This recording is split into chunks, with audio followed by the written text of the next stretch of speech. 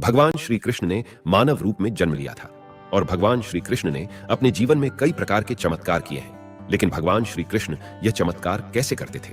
क्योंकि भगवान श्री कृष्ण ने चेतना के सर्वोच्च शिखर यानी 16वें स्तर को प्राप्त कर लिया था। भगवान श्री कृष्ण ने 64 विद्या और 64 कलाओं में महारथ प्राप्त किया था और इसीलिए वे चमत्कार कर पाते थे। हम भी चमत्कार कर सकते हैं यदि हमें इन कलाओं का ज्ञान प्राप्त हो जाए।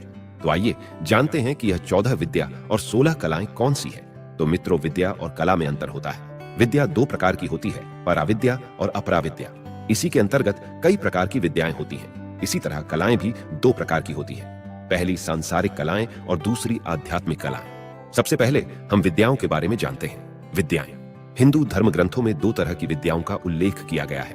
पहली है पराविद्या और दूसरी है अपराविद्या। इस पराविद्या को लौकिक और अपराविद्या को पारलौकिक विद्या कहा जाता है।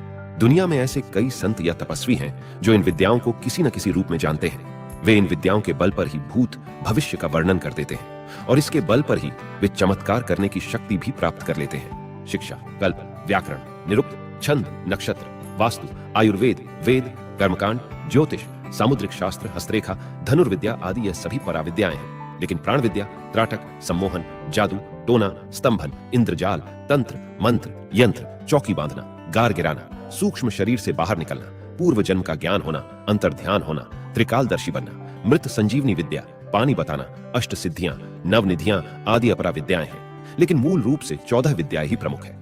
अब हम कलाओं के बारे में जानते हैं।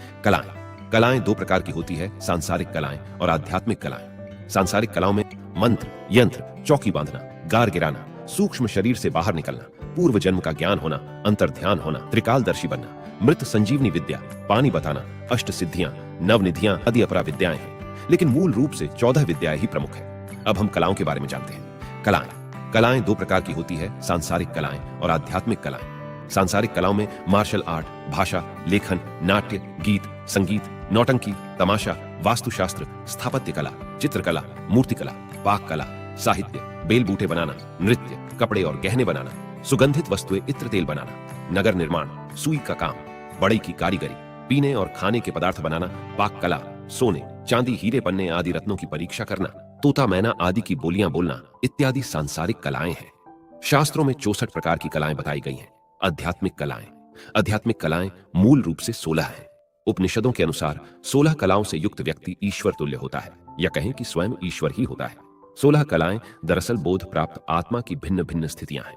बोध अर्थात चेतना, आत्मज्ञान या जागरण की अवस्था या होश का स्तर। जैसे प्राणी के अंतर में जो चेतन शक्ति है या प्रभु का तेजांश है, उसी को कला कहते हैं। कला इस बात पर निर्भर करती है कि आपकी चेतना कितनी जागृत है।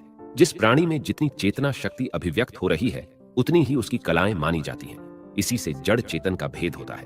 जिस प्रकार से प्रतिपदा के दिन चंद्र की कला में कम प्रकाश होता है और जैसे जैसे चंद्र की कला बढ़ती जाती है, वैसे वैसे उसका प्रकाश भी बढ़ता जाता है और पूर्णिमा के दिन चंद्र पूर्ण रूप से चमक उठता है। इसी प्रकार से आत्मा दिव्य और अलौकिक बनती जाती है।